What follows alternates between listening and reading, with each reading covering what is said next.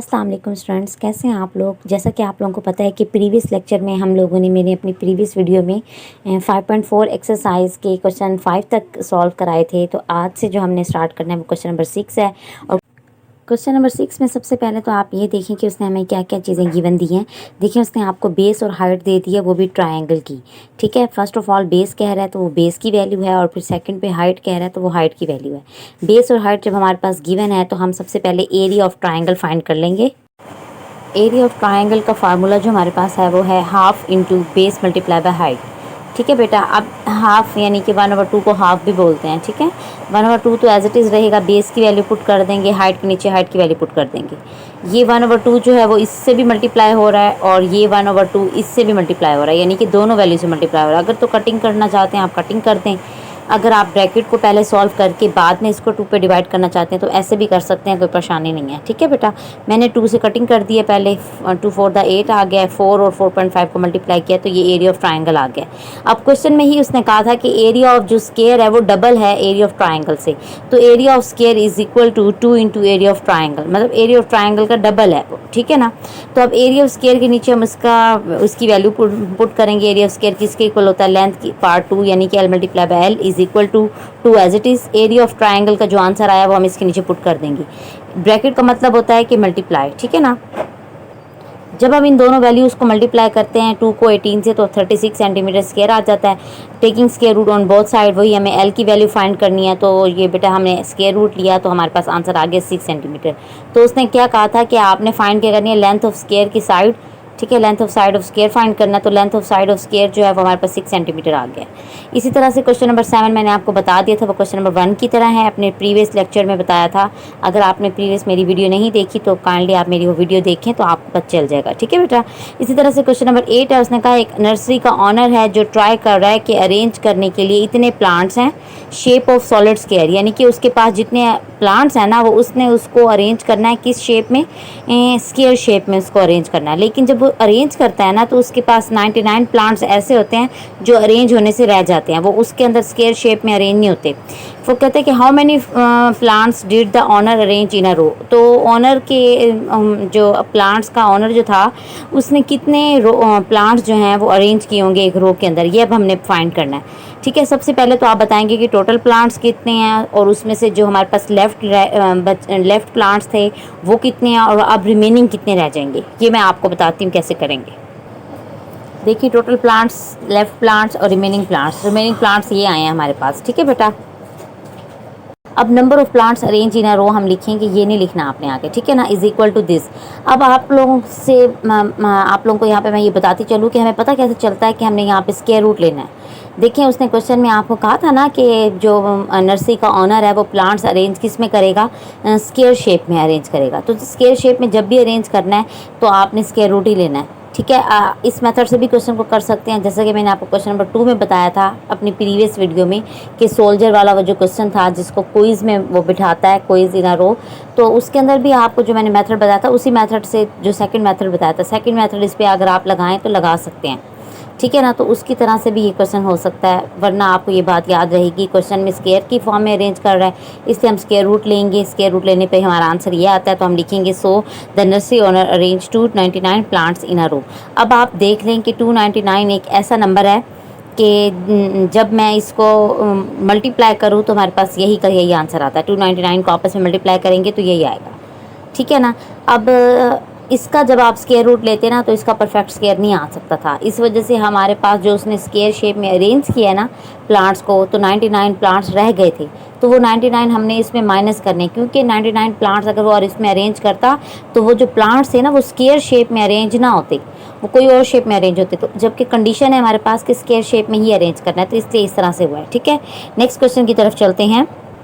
चलें जी, next question हमारे पास है 9 which smallest number can be subtracted from this to get a perfect square.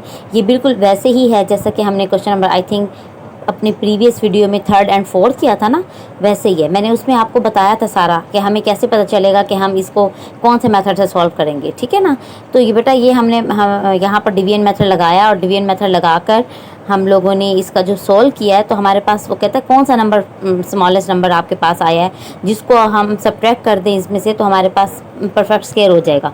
तो बेटा 69 एक ऐसा स्मॉलेस्ट नंबर है, अगर मैं उस 69 को इसमें से माइनस कर दूँ ना तो हमारे पास जो आंसर आएगा तो उसका मैं परफेक्ट स्क्वायर ले सकती हूँ। ठीक है, 69 smallest number which can be subtracted from this to get a perfect square. ये आप कैलकुलेटर पे करके भी देख सकते हैं कि अगर 69 को इस डिवाइडेड में से माइनस कर दिया जाए तो जो आंसर आता है तो उसका आप परफेक्ट स्क्वायर ले सकते हैं, मतलब उसका पूरी डिवीजन कंप्लीट हो जाएगी।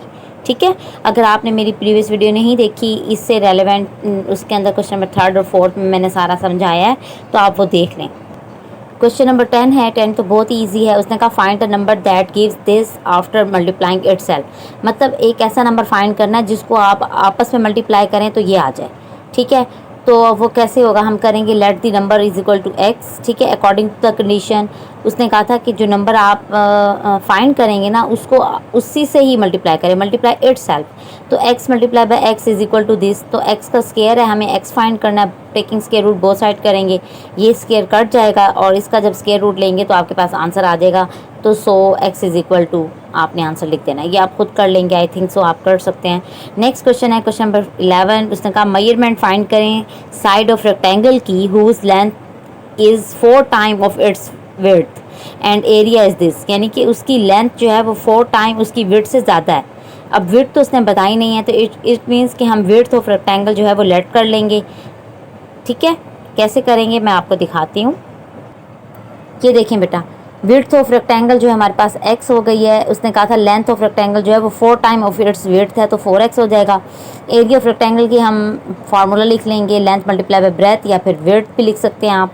एरिया ऑफ रेक्टेंगल की वैल्यू पुट करेंगे, लेंथ की वैल्यू पुट करेंगे, विड्थ की वैल्यू पुट करेंगे, इनको मल्टीप्लाई करेंगे 4x square as it is. हमें यहाँ से x स्क्वायर चाहिए, 4 को दोनों तरफ से हम डिवाइड कर देंगे, 4 कैंसिल आउट हो जाएगा तो हमारे पास ये आंसर आ जाएगा। उसके बाद हमें x चाहिए, x स्क्वायर है, यहाँ पे taking square root both side करेंगे, स्क्वायर कट जाएगा और जब मैं इसका स्क्वायर रूट लूँगी तो आंसर आएगा 3.6। ठीक है, और जब ये 3.6 आया है तो अब मैंने आपको ये बताना है कि अक्सर बच्चे क्या करते हैं बेटा, सोल्यूशन में यहाँ पर मैंने खुद लिखा है सेंटीमीटर स्क्वायर, तो ये सेंटीमीटर स्क्वायर आपने लिखना, क्योंकि सेंटीमीटर का जो सेंटीमीटर स्क्वायर था ना, ये स्क्वायर का यूनिट यहाँ पर कैंसिल आउट हो गया है तो हम यहाँ पर सेंटीमीटर स्क्वायर नहीं जस्ट सेंटीमीटर लिखेंगे। ठीक है, इसी तरह से फिर जब आप यहाँ पर सेंटीमीटर स्क्वायर लिख देते हैं तो फिर जब हम 100 करेंगे, 100 एंड पे width of rectangle is equal to X और एक्स की वैल्यू 3.6 सेंटीमीटर आई है। अगर आप यहाँ स्क्वायर लिखेंगे तो वो स्क्वायर सबके एंड में चलता जाएगा, जबकि यहाँ पे स्क्वायर नहीं आना। ये मैंने इसलिए लिखा ताकि आपको बता सकूँ पेपर में, इस वजह से डिडक्शन हो जाती है, ये 10 मार्क्स का क्वेश्चन आता है। ठीक है बेटा, लेंथ ऑफ रेक्टेंगल हमारे पास कितनी थी, ऊपर 4x थी, 4x x के साथ हम 3.6 सेंटीमीटर, ज़ाहिर स्क्वायर जब चलेगा तो वो सब में आप लिखते चले जाएंगे तो गलत हो जाएगा। तो यहाँ पे भी स्क्वायर नहीं आना है, यहाँ पे भी स्क्वायर नहीं आना, स्क्वायर कहीं पे भी नहीं लगाना आपने। ठीक है ना, सिंपल आपने वैल्यू लिखनी, क्योंकि स्क्वायर रूट ले लिया तो यूनिट कैंसिल आउट हो जाएगा, सिंगल तो फिर ये हमारे पास मल्टीप्लाई करेंगे तो ये आंसर है। ठीक है, इसी तरह से क्वेश्चन नंबर जो 12 है हमारे पास वो बहुत ही ईजी है। उसमें आपको ना कहा है कि रेडियस फाइंड करें, मैं आपको दिखाती हूँ कैसे करना है। देखें बेटा, जो नेक्स्ट क्वेश्चन हमारे पास था वो है area of circular swimming pool is this, find out the radius of swimming pool. ठीक है, एरिया ऑफ सर्कल का फार्मूला जो होता है हमारे पास होता है pi r square. Area of circle के नीचे उसकी वैल्यू पुट कर देंगे और पाई की वैल्यू आपको पता है ना 22/7 होती है, अदरवाइज वरना वो आपको अगर बता देता है तो 13.4 बताता है। ठीक है, सॉरी 13.4 कह दिया मैंने। पाई की वैल्यू 3.14 होती है या फिर पाई की वैल्यू 22/7 होती है। अगर तो वो दे दे तो वही लिख लें, ना दें तो फिर 22/7 लिख लें। ठीक है बेटा, अब हमें यहाँ से आर की वैल्यू फाइंड करनी है तो 22/7 इस तरफ मल्टीप्लाई हो रहा है, तो उस जब हम इक्वल से उस तरफ ले जाएंगे तो उधर जाके इसका रेसिप्रोकल हो जाएगा। मतलब 22/7 को कैंसिल आउट करने के लिए हमें 7/22 से बोथ साइड पे मल्टीप्लाई करना पड़ेगा। 7/22 से इस तरफ भी मल्टीप्लाई करेंगे, इस तरफ भी करेंगे। ठीक है, ये कटिंग हो जाएगी इसकी।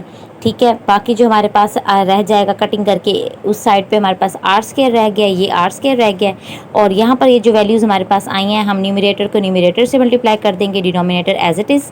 इसी तरह से इन दोनों वैल्यूज़ को जब मैं डिवाइड करूँगी तो 49 मीटर स्क्वायर आता है हमारे पास। ठीक है, हमें आर स्क्वायर नहीं चाहिए, हमें जस्ट आर फाइंड करना है। तो इस वजह से बेटा हम क्या करेंगे, हम स्क्वायर रूट ले लेंगे। 49 का जब स्क्वायर रूट लेंगे तो 7 आएगा, तो 7 मीटर ये हमारे पास आंसर है।